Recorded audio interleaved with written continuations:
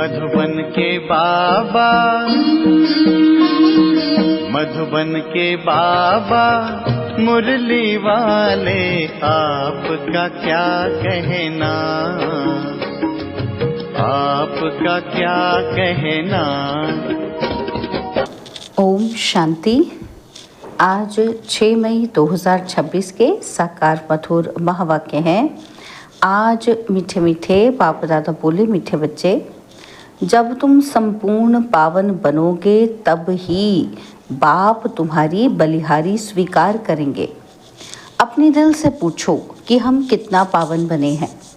बाबा ने कहा, मीठे बच्चे, जब तुम संपूर्ण पावन बनोगे तब ही बाप तुम्हारी बलिहारी स्वीकार करेंगे। अपने दिल से पूछो कि हम कितना पावन बने हैं। बाबा ने आज प्रश्न पूछा है कि तुम बच्चे अभी खुशी खुशी से बाप पर बलि चढ़ते हो, क्यों? तो उत्तर में बाबा ने कहा, क्योंकि तुम जानते हो कि अभी हम बलिहार जाते हैं तो बाप 21 जन्मों के लिए बलिहार जाते हैं। तुम बच्चों को यह भी मालूम है कि अब इस अविनाशी रुद्र ज्ञान यज्ञ में सब मनुष्य मात्र को स्वाहा होना ही है। इसलिए तुम पहले ही खुशी खुशी से अपना तन मन धन सब कुछ स्वाहा कर सफल कर लेते हो। मुरली का गीत है, मुखड़ा देख ले प्राणी, तू अपने मन दर्पण में। ओम शांति। शिव भगवानुवाच, जरूर अपने बच्चों के प्रति ही नॉलेज सिखाते हैं व श्रीमत देते हैं। क्या कहते हैं? हे बच्चों व हे प्राणी। शरीर से प्राण निकल जाते हैं व आत्मा निकल जाती है, एक ही बात है। हे प्राणी अथवा हे बच्चे, तुमने देखा कि मेरे जीवन में कितना पाप था और कितना पुण्य था। हिसाब तो बता दिया है। तुम्हारे जीवन में आधा कल्प पुण्य और आधा कल्प पाप होते हैं। पुण्य का वर्षा बाप से मिलता है, जिसको राम कहते हैं। राम निराकार को कहा जाता है, ना कि सीता वाला राम। तो अब तुम बच्चे जो आकर के ब्रह्मा मुख वंशावली ब्राह्मण बने हो, तुम्हारी बुद्धि में आया है कि बरोबर आधा कल्प हम पुण्य आत्मा ही थे और फिर आधा कल्प पाप आत्मा बने। अभी पुण्य आत्मा बनना है। कितना पुण्य आत्मा बने हैं वह हर एक अपनी दिल से पूछे। पाप आत्मा से पुण्य आत्मा कैसे बनेंगे वह भी बाप ने समझाया है। यज्ञ तप आदि से तुम पुण्य आत्मा नहीं बनेंगे, वह है भक्ति मार्ग।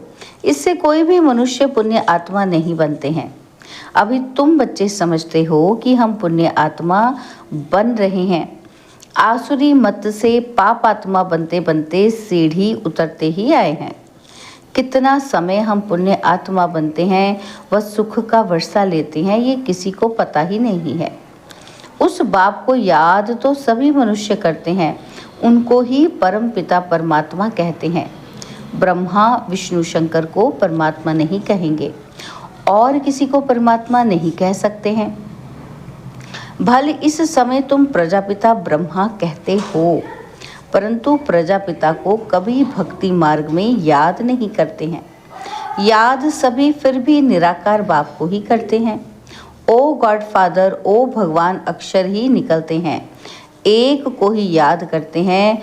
मनुष्य अपने को गॉड फादर कह ना सके, ना ही ब्रह्मा विष्णु शंकर अपने को गॉड फादर कह सकते हैं। उनके शरीर का नाम तो है ना, एक ही गॉड फादर है, उनको अपना शरीर ही नहीं है। भक्ति मार्ग में भी शिव की बहुत पूजा करते हैं। अभी तुम बच्चे जानते हो कि शिव बाबा इस शरीर द्वारा हमसे बात करते हैं। हे बच्चों, कितना प्यार से कहते हैं। समझते हैं कि मैं सर्व का पतित पावन सद्गति दाता हूँ। मनुष्य बाप की महिमा करते हैं ना, लेकिन उनको ये पता नहीं है कि 5000 वर्ष बाद आते हैं। ज़रूर जब कलयुग का अंत होगा तब ही तो आएंगे। अभी कलयुग का अंत है तो ज़रूर अब आया हुआ है। तुमको श्रीमत मिलती है। श्रीमत कोई श्री कृष्ण की नहीं है। श्री कृष्ण की आत्मा भी श्रीमत से सो देवता बनी थी और फिर 84 जन्म लेते अब तुम आसुरी मत के बने हो। बाप कहते हैं मैं आता ही तब हूँ जब तुम्हारा चक्र पूरा होता है। तुम जो शुरू में आए थे अब जड़ जड़ी भूत अवस्था में हो। झाड़ पुराना जड़ जड़ी भूत होता है तो सारा झाड़ ऐसा हो जाता है। बाप समझाते हैं कि तुम्हारे तमोप्रधान बनने से सब तमोप्रधान बन गए हैं। ये मनुष्य सृष्टि का वैरायटी धर्मों का झाड़ है, उसको उल्टा झाड़ कहते हैं। इसका बीज ऊपर में है, उस बीज से ही सारा झाड़ निकलता है। मनुष्य कहते भी हैं गॉड फादर, आत्मा कहती है आत्मा का नाम आत्मा ही है। आत्मा शरीर में आती है तो शरीर का नाम रखा जाता है, खेल चलता है। आत्माओं की दुनिया में खेल नहीं चलता, खेल की जगह ही यह है।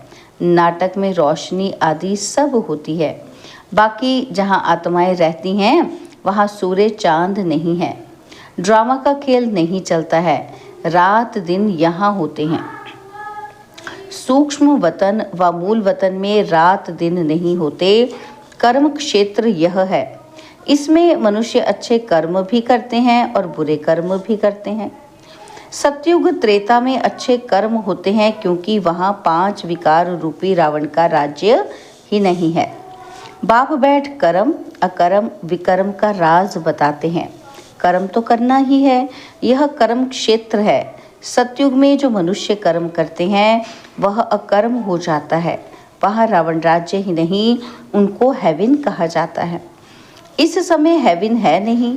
सतयुग में एक ही भारत था और कोई खंड नहीं था। हेवनली गॉडफादर कहते हैं तो बाप ज़रूर हेवन ही रचेंगे। यह सब नेशन वाले जानते हैं कि भारत प्राचीन देश है। पहले पहले सिर्फ भारत ही था, ये कोई नहीं जानते हैं। अभी तो नहीं है ना, तो यह है ही 5000 वर्ष की बात। कहते भी हैं कि क्राइस्ट से 3000 वर्ष पहले भारत हेवन था। रचयिता ज़रूर रचना रचेंगे। तमोप्रधान बुद्धि होने के कारण इतना भी नहीं समझते। भारत तो सबसे ऊंच खंड है, पहली बिरादरी है मनुष्य सृष्टि की। यह भी ड्रामा बना हुआ है। साहूकार गरीबों को मदद करते हैं, यह भी चला आता है। भक्ति मार्ग में भी साहूकार गरीबों को दान करते हैं, परंतु ये है ही पतित दुनिया। तो जो कुछ भी दान पुण्य करते हैं पतित ही करते हैं। जिसको दान कहते हैं करते भी पतित हैं। पतित को दान करेंगे तो उनका फल क्या पाएंगे? भल कितना भी दान पुण्य करते आए हैं फिर भी गिरते ही आए हैं। भारत जैसा दानी खंड और कोई नहीं होता। इस समय तुम्हारा जो भी तन मन धन है सब इसमें स्वाहा करते हो। इनको कहा जाता है राजस्व, अश्वमेध, अविनाशी ज्ञान यज्ञ। आत्मा कहती है ये जो पुराना शरीर है इनको भी यहाँ स्वाहा करना है, क्योंकि तुम जानते हो कि सारी दुनिया के मनुष्य मात्र इसमें स्वाहा होते हैं। इसलिए हम क्यों नहीं खुशी से बाबा पर बलि चढ़ जाएं। आत्मा जानती है कि हम बाप को याद करते हैं। कहते भी आए हैं कि बाबा आप जब आएंगे तो हम बलिहार जाएंगे, क्योंकि अब हमारे बलिहार जाने से आप फिर 21 जन्म के लिए बलिहार जाएंगे। ये सौदागिरी है। हम आप पर बलिहार जाते हैं तो आप भी तो 21 बार बलिहार जाते हैं।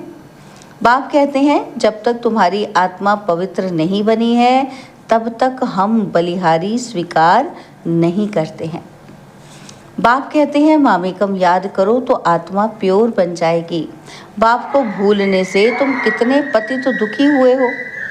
मनुष्य दुखी होते हैं तो फिर शरणागति लेते हैं। अभी तुम 63 जन्म रावण से बहुत दुखी हुए हो। एक सीता की बात नहीं, सब सीताएं हैं। जो भी मनुष्य मात्र हैं, रामायण में तो कहानी ही लिख दी है। सीता को रावण ने शोक वाटिका में डाला। वास्तव में बात सारी इस समय की है। सभी रावण अर्थात 5 विकारों की जेल में है, इसलिए दुखी हो पुकारते हैं। क्या पुकारते हैं कि हमको इनसे छुड़ाओ। एक की बात नहीं है। बाप समझाते हैं सारी दुनिया रावण की जेल में है। रावण राज्य है ना, तो कहते भी हैं राम राज्य चाहिए। गांधी ने भी कहा कि सन्यासी कभी ऐसे नहीं कहेंगे कि राम राज्य चाहिए, भारतवासी ही कहेंगे। इस समय आदि सनातन देवी देवता धर्म है नहीं, और ब्रांचेस हैं। सतयुग था, एक ही आदि सनातन देवी देवता धर्म था।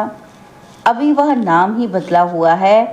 अपने धर्म को भूल फिर और धर्म में कन्वर्ट होते जाते हैं। मुसलमान आए, कितने हिंदुओं को अपने धर्म में कन्वर्ट कर लिया। क्रिश्चियन धर्म में भी बहुत कन्वर्ट हुए हैं। इसलिए भारतवासियों की जनसंख्या कम हो गई है, नहीं तो भारतवासियों की जनसंख्या सबसे जास्ती होनी चाहिए। अनेक धर्मों में कन्वर्ट हो गए हैं। बाप कहते हैं तुम्हारा जो आदि सनातन देवी देवता धर्म है वह सबसे ऊंच है। सतो प्रधान थे, अब वही बदलकर फिर तमो प्रधान बने हैं। अब तुम बच्चे समझते हो, ज्ञान सागर पतित पावन जिसको बुलाते हैं वही सम्मुख पढ़ा रहे हैं। वह ज्ञान का सागर, प्रेम का सागर है। क्राइस्ट की ऐसी महिमा नहीं करेंगे। श्री कृष्ण को ज्ञान का सागर, पतित पावन नहीं कहा जाता है। सागर एक होता है, चारों तरफ ऑल राउंड सागर ही सागर है, दो सागर नहीं होते हैं। यह मनुष्य सृष्टि का नाटक है, इसमें सबका अलग अलग पार्ट है। बाप कहते हैं मेरा कर्तव्य सबसे अलग है, मैं ज्ञान का सागर हूँ, मुझे ही तुम पुकारते हो कि हे पतित पावन, और फिर कहते हो लिबरेटर। लिबरेट किससे करते हैं यह भी कोई नहीं जानते, तुम जानते हो कि हम सतयुग त्रेता में बहुत सुखी थे, उसको स्वर्ग कहा जाता है, अभी तो है ही नरक। इसलिए पुकारते हैं कि दुख से लिबरेट कर सुख धाम ले चलो। सन्यासी कभी नहीं कहेंगे कि फलाना स्वर्गवासी हुआ, वो फिर कहते हैं पार निर्वाण गया। विलायत में भी कहते हैं लेफ्ट फॉर हेवनली अबोर्ड। समझते हैं ज्ञान फादर पास गए। हेवनली गॉड फादर कहते हैं बरोबर हेवन था, अब नहीं है। हेल के बाद फिर हेवन चाहिए। गॉड फादर को यहाँ आकर हेवन स्थापन करना है। सूक्ष्म वतन, मूल वतन में कोई हेवन नहीं होता है, ज़रूर बाप को ही आना पड़ता है। बाप कहते हैं मैं आकर प्रकृति का आधार लेता हूँ, मेरा जन्म मनुष्य मुआफिक नहीं है। मैं गर्भ में नहीं आता हूँ, तुम सभी गर्भ में आते हो। सतयुग में गर्भ महल होता है, क्योंकि वहाँ कोई विकर्म होता ही नहीं जो सज़ा भोगे, इसलिए उसको गर्भ महल कहा जाता है। यहाँ विकर्म करते जिसकी सज़ा भोगनी पड़ती है, इसलिए गर्भ जेल कहा जाता है। यहाँ रावण राज्य में मनुष्य पाप करते रहते हैं। ये है ही पाप आत्माओं की दुनिया, वह है पुण्य आत्माओं की दुनिया, स्वर्ग। इसलिए कहते हैं कि पीपल के पत्ते पर श्री कृष्ण आया। यह श्री कृष्ण की महिमा दिखाते हैं। सतयुग में गर्भ में दुख नहीं होता है। बाप कर्म अकर्म विकर्म की गति समझाते हैं, जिसका फिर शास्त्र गीता बनाया है, परंतु उसमें शिव भगवानुवाच के बदले श्री कृष्ण का नाम डाल दिया है। अब तुम जानते हो कि हम बेहद के बाप से बेहद सुख का वर्षा लेते हैं। अभी भारत रावण से श्रापित है, इसलिए दुर्गति हो गई है। ये बड़ा श्राप भी ड्रामा में नूंधा हुआ है। बाप आकर वर देते हैं आयुष्मान भव, पुत्रवान भव, संपत्तिवान भव, सभी सुख का वर्षा देते हैं। तुमको आकर पढ़ाते हैं, जिस पढ़ाई से तुम देवता बनते हो।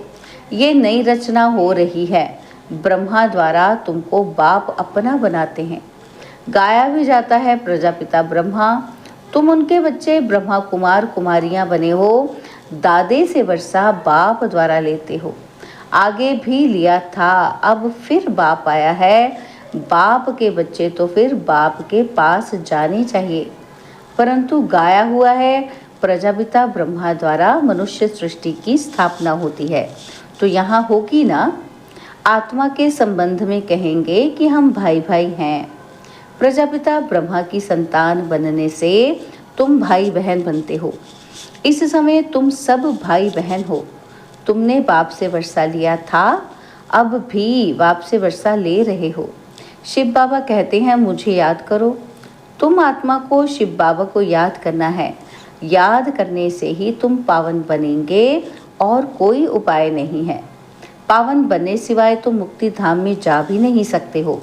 जीवन मुक्ति धाम में पहले पहले आदि सनातन देवी देवता धर्म था और फिर नंबरवार और धर्म आए। बाप अंत में आकर सबको दुखों से मुक्त करते हैं। उनको कहा भी जाता है लिबरेटर।